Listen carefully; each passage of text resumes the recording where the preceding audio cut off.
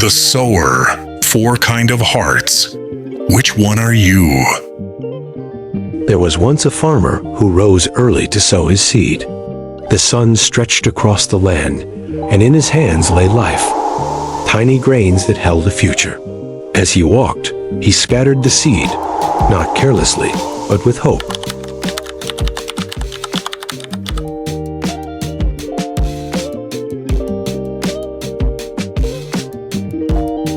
Some fell along the path, hard and trembled. The birds watched and swooped down, snatching them away before they could even begin.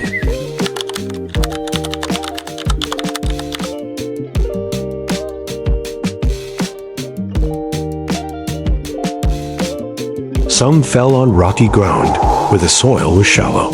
They sprang up quickly, bright with promise, but when the sun rose high, they withered because their roots had no depth.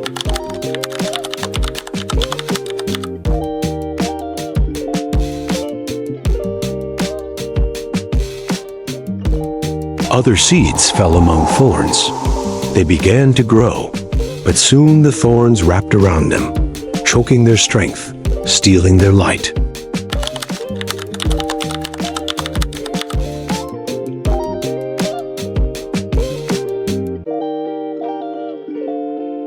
But then, some fell on good soil, soft, rich, open earth.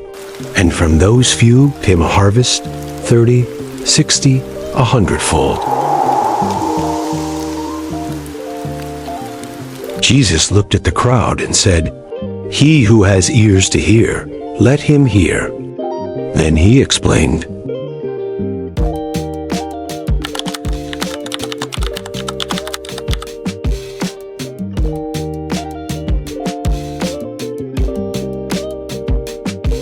the difference was never in the seed. It was in the ground that received it. So ask yourself, what kind of soil is your heart? Do you let truth take root?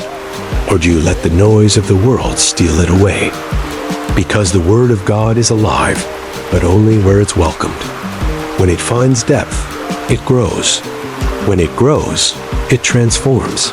And when it transforms, it multiplies life. The hidden treasure. He found something so precious, he sold everything to have it. In a quiet corner of a vast field, a man was digging, not for treasure, but for work. Day after day, he toiled beneath the sun, his hands calloused, his clothes worn with dews.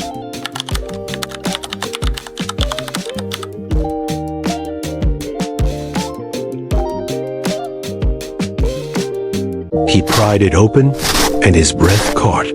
Inside shimmered treasures beyond imagination. Gold, silver, jewels radiant in the sunlight. His heart pounded, his eyes filled with wonder. Then quickly, he covered it back up, looking around to be sure no one had seen. He went home that night, unable to sleep. His mind burned with one thought: that field must be mine. The next morning, he sold everything he owned, his tools, his home, even his clothes, all to buy that single field.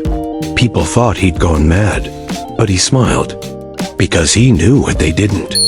And Jesus said, "The kingdom of heaven is like treasure hidden in a field. When a man finds it, he hides it again, and in his joy goes and sells all he has to buy that field." The world saw a man who lost everything, but heaven saw a man who gained eternity. True joy doesn't come from what you keep, but from what you're willing to surrender for God. The yeast, or leaven, the invisible force that spreads through the world. In a quiet village, before dawn broke, a woman stirred in her small kitchen. Her hands were coated with flour, her sleeves rolled high, and before her lay a mound of dough, heavy, plain, and lifeless. She took a small pinch of yeast, almost invisible against the white flour, and pressed it deep into the dough. Then she began to knead, slowly, patiently, fold after fold, turn after turn. Nothing seemed to happen. To anyone watching, it was just bread waiting to bake, but hidden within, something was changing. As the hours passed, the dough began to rise, soft, warm, alive.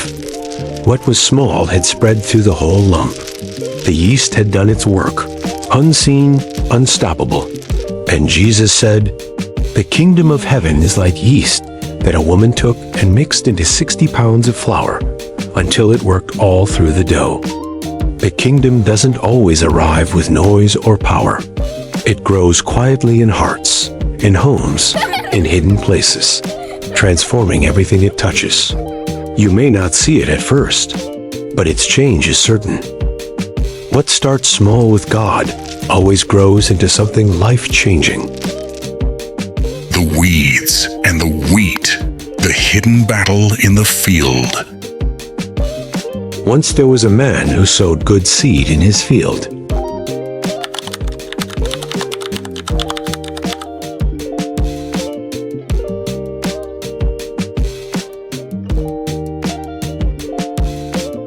The farmer worked hard, tilling, planting, watering, every row lined with promise. But while everyone slept, an enemy crept into the night. Under the cover of darkness, he scattered weeds among the good grain and slipped away unseen. Days passed, the rains came, the seedlings sprouted. But soon the servants noticed something strange. "The field is full of weeds," they cried.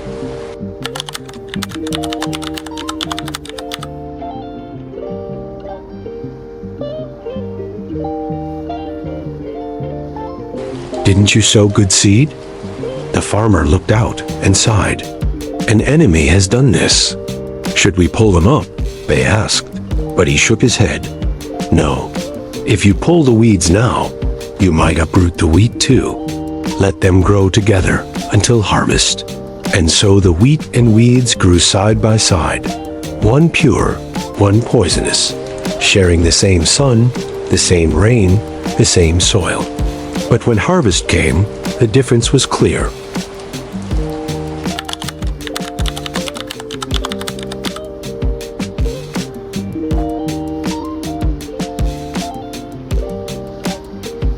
The weeds were gathered first, tied in bundles and burned. Then the wheat, gathered into the farmer's barn, shining like gold beneath the sun. Jesus said, "The field is the world. The good seed are the children of the kingdom. The weeds are the children of the evil one. But at the end of the age, the Son of Man will separate them." Not all that grows in the field belongs to the farmer, but his eyes never lose track of the wheat. Evil and good often grow side by side, even in the same world, the same home, or the same heart. But God is patient. He sees what's real, and in His perfect time, He will separate the false from the true. Don't rush to judge. The harvest belongs to Him. The wedding banquet, the invitation everyone ignored. Once there was a king who prepared a wedding feast for his son. The palace buzzed with excitement. Servants polishing golden cups, chefs stirring fragrant dishes, tables sparkling with light. The king smiled. Everything was ready.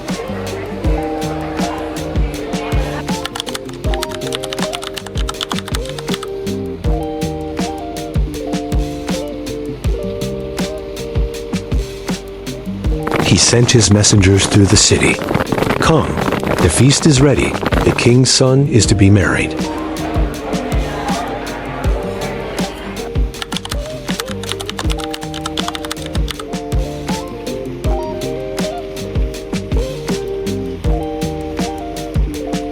But the people laughed.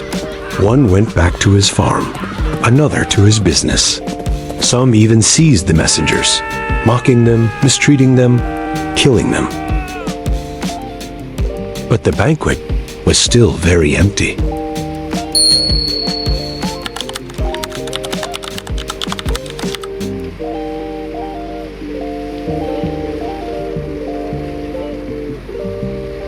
When the king heard this, his joy turned to anger.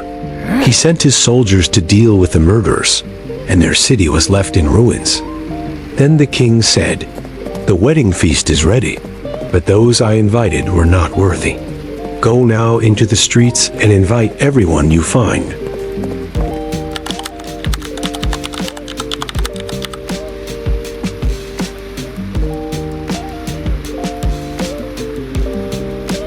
So the servants ran through alleys and marketplaces, calling out to the poor, the broken, the forgotten. Soon the hall was filled with guests, rich and poor, weak and strong, all gathered before the king's table.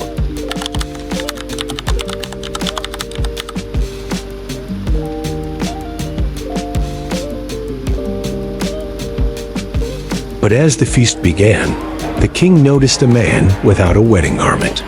"My friend," the king said softly, "how did you come in here without the proper attire?"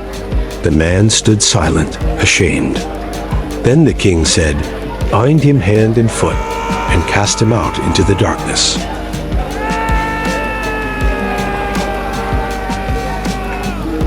And Jesus ended the story saying, "Many are called, but few are chosen.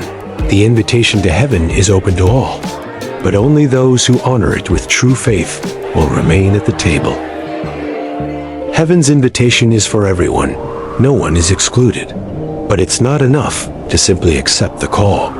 We must be clothed with righteousness and honor God's grace with sincerity. God invites the world to his table, but only those truly prepared in heart will stay for the feast. Thank you for watching this Bible story. If you enjoyed our video, please subscribe and turn on the notification icon so you do not miss the next one. It helps support us to make more videos like this. Also, do not forget to like our videos and share your thoughts with others in the comment section.